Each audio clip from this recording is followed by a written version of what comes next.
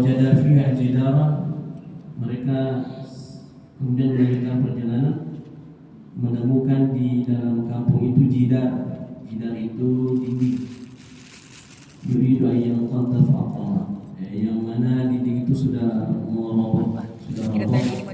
Fa'atamahu, dan Nabi Khidir, orang itu yang bersama Nabi Musa, didirikan kembali dinding itu, dibangunkan. Qala, berkata Nabi Musa, wa syi'ta takhadta alaihi ajra. Kamu bisa, wahai hamba Allah, kamu bisa ambil ajra. Ajra itu upah. Kamu bisa ambil upah dari penduduk ini, karena kamu telah membantu mendirikan kembali dinding yang roboh itu. Nah, ternyata itu lagi teguran oleh Nabi Khidir.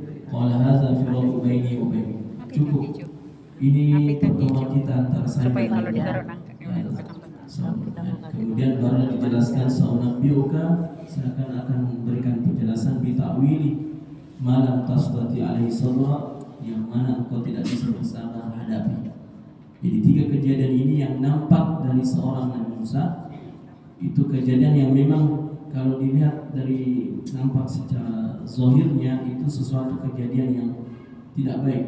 Melubangi perahunya orang miskin yang sudah kita tumpangi, kemudian sampai di daratan ketemu anak kecil, kemudian anak kecil itu dibunuh.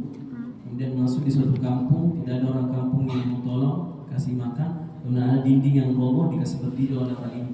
Yang Musa, kenapa kau berdiri, kan orang itu tidak juga membantu kita. Tapi itu semuanya kata Nabi Khidir, hadza wa ma fa'altu an amri dzalika ta'wil ma tasna'una. Tadi yang mana semuanya itu adalah perintah dari Allah Subhanahu wa taala.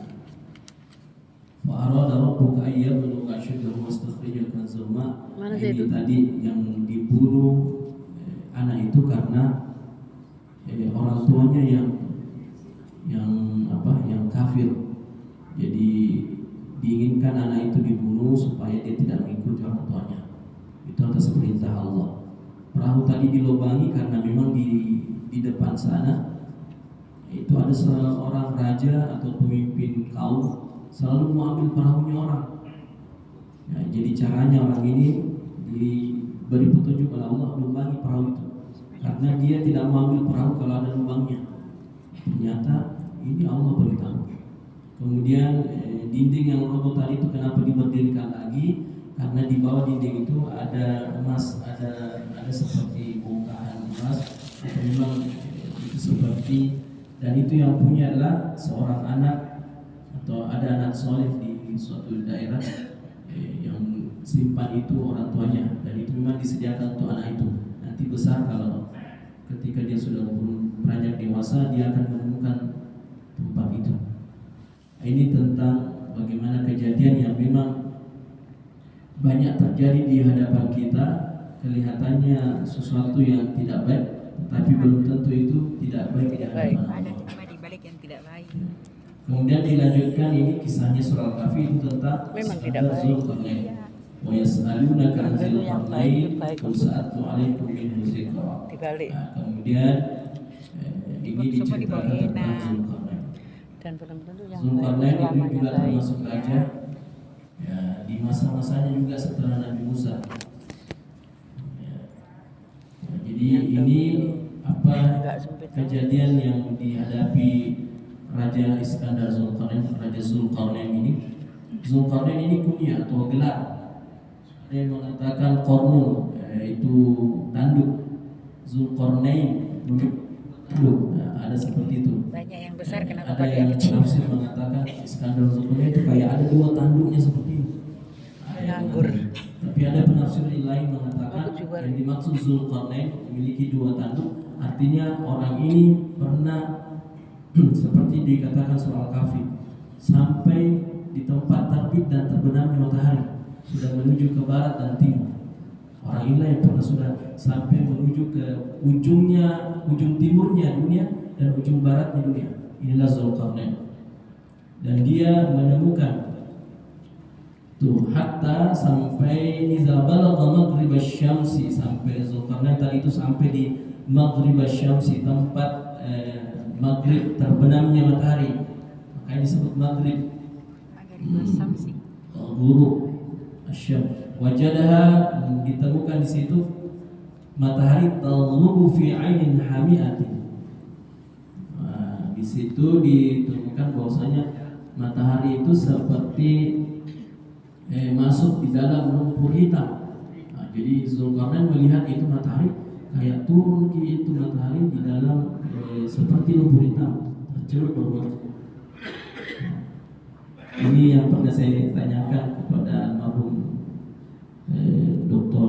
Guru Haji Mustamil Arsyad, apa maksudnya di situ Guru? Matahari masuk dalam lumpur hitam.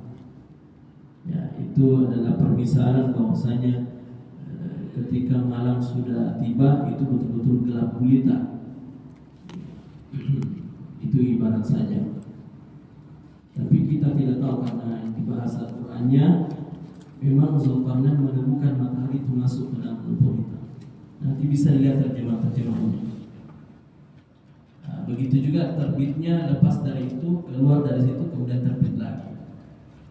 Kemudian dilanjutkan perjalanannya, ada ditemui di situ kaum. Nama kaumnya apa? Pernah kita dengar? Inna Ya'juj wa Ma'juj. Ya'juj wa Ma'juj. Ini kaum yang mufsiduna fil ardh, memang merusak di bumi. Jadi memang merusak di bumi. Ya. Tadi di sana juga tempat terbidat ada kaum juga.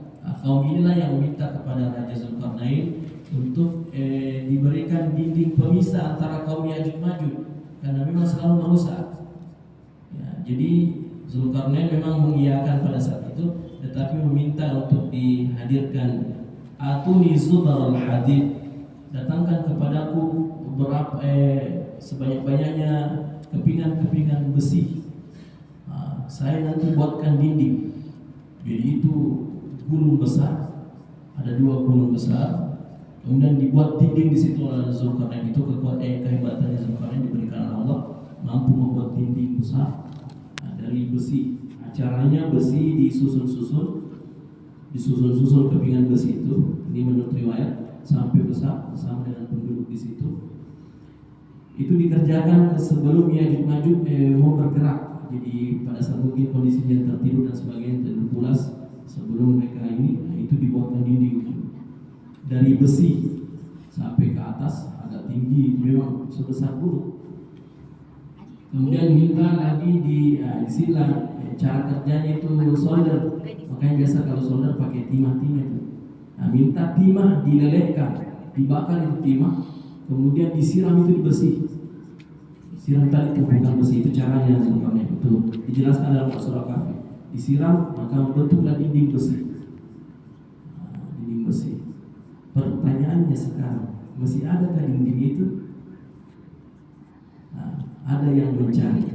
Al-Idrisi dalam, nanti cari di Google, ada petanya Al-Idrisi, seorang penemu peta juga. Di dalam petanya Al-Idrisi itu ternyata di gambar ada di dalam Ya'juj Ma'juj, dindingnya Ya'juj Ma'juj di negara Zabarjan di sebelah.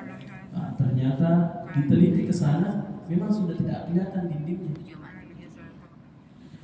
Mungkin Allah alam, Allah lindung, Allah memang tutup itu, tidak kelihatan dindingnya. Tetapi ada 2 gunung besar dan semua di situ ada bongkahan-bongkahan batu-batu di situ. Ternyata 90% banyak besi di situ. Berarti memang di dalam peta Al-Idrisi juga dikatakan itu memang di situ banyak dasar takarun dindingnya dan tetapi dalam hadis tadi Ya'juj Ma'juj ini akan terus setiap harinya mencakar dinding itu. Itu dicakar terus sampai mau jebol.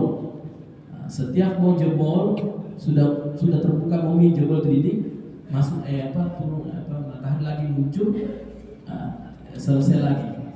Dan dinding itu kembali lagi normal. Itu tiap saat dan hingga akhirnya kata Nabi nanti di akhir kiamat di dinding itu pun akan jebol.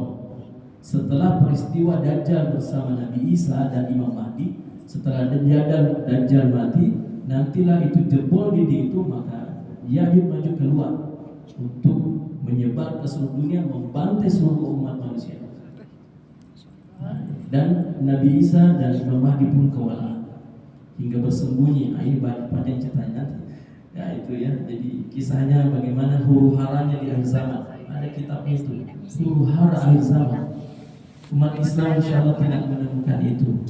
Umat Islam yang sebenarnya, kata Nabi, sudah jaminan memohon kepada Allah, nanti umatku tidak menemui huru hara itu.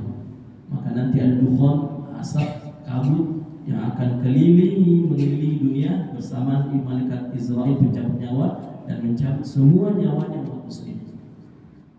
Dalam keadaan lembut dan tenang. Tinggallah nanti orang-orang munafik, musyrik dan sebagainya, orang kafir. Itu. Kemudian setelah itu kita sudah pindah di surah Al-Maryam. Nanti kita bahas bagaimana kisah seorang perempuan suci yang diabadikan namanya di dalam Al-Quran, satu-satunya disebutkan nama lengkapnya Maryam. Ya, jadi ini kalau ada kaidah tafsir, kalau ada seseorang disebutkan namanya di dalam Al-Quran, maka kejadian itu tidak akan pernah terulang lagi di saat-saat ini. Seperti Maryam, kejadian Maryam tidak ada lagi seperti itu. Yang hamil tidak pernah tersentuh oleh laki-laki, walam yamsasni bashar. Kalau ada apa jadi fitnah? Tidak pernah disentuh oleh sedikit seorang pun laki-laki. Kalau ada pasti jadi fitnah. Dia hamil dan mengandung Isa binti Maryam. Tapi terjadi kebalikannya, kebalikannya Maryam. Banyak sekarang perempuan sudah hamil semuanya, tapi tidak tahu siapa suaminya. Itulah yang terjadi. Nauzubillah, amin. Nauzubillah dari ya Allah untuk anak cucu. Ada anak cucu kita di dunia. Ya benar, ikut anak cucu. Ada doanya Maryam ketika berjumpa dengan malaikat Jibril. A'udzu birrahmani minka in kunta taqiyya. Saya berlindung kepada Rahman yang Maha Rahmannya Allah darimu, in kunta taqiyya, dari seseorang kepada, walaupun kelihatannya taqiyya, orang yang suci, ganteng, cerdas, baik kelihatannya, tetapi ucapkan kalimat ini seorang perempuan, ajarkan anak cucu kita yang perempuan, boleh juga yang laki-laki, jika berjumpa dengan seseorang, khususnya lawan jenisnya, baca doa ini. A'udzu birrahmani minka in kunta taqiyya. Saya memohon perlindungan kepada Allah yang Maha Rahman dari seseorang yang kelihatan nampaknya baik, dermawan, ganteng, rupanya itu. Jadi itu mohon maaf, ini ketika Maryam berjumpa dengan Nabi Zakaria, mohon maaf, bukan malaikat Jibril.